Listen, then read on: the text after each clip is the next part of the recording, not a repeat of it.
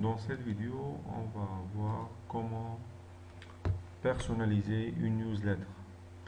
À partir du fichier que vous avez dans l'espace de cours, vous allez ouvrir un de ces templates. Donc vous avez une template basique, une template A, B et postcard template. Donc on va ouvrir le B. Donc on va ouvrir avec Firefox. Donc là vous avez la conception d'une template avec une image, puis deux articles avec des liens qui vont amener vers le site web de l'entreprise. Donc le premier article, deuxième article et troisième et quatrième article. Donc là on va voir comment on peut changer une template et la personnaliser. Donc on va ouvrir avec bloc-notes. Si vous n'avez pas dans ce menu bloc-notes, il suffit juste ici de le choisir dans une liste. Voilà. Donc là on va choisir bloc-notes et on a le code source de cette newsletter. Donc là on va juste modifier quelques articles.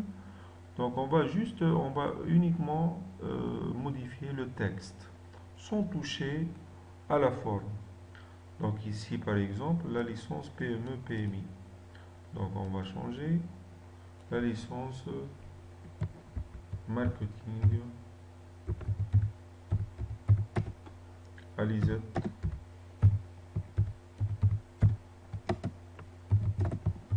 de Sfax. Voilà.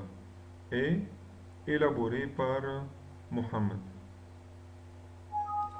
Élaboré par Ali. Voilà. Donc ici, on peut mettre par exemple, je ne sais pas, Foulen et Mohamed. Voilà. Donc là, effacer. Voilà. Et on va enregistrer bien sûr.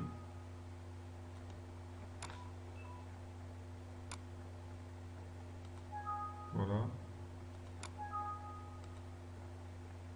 On va enregistrer. Voilà, sous un autre nom, peut-être.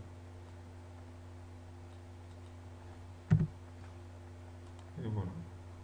Donc, le fichier est enregistré.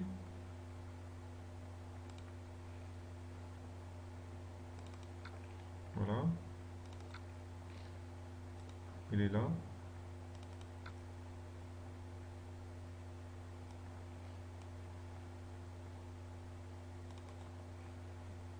Donc maintenant on va l'ouvrir avec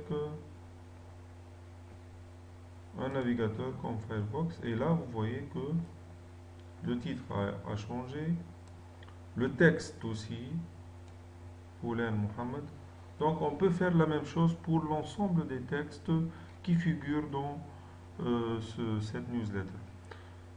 Donc on va par exemple ici refaire la même chose, ouvrir avec bloc-notes et là vous voyez qu'on peut à chaque fois changer ici par exemple le texte.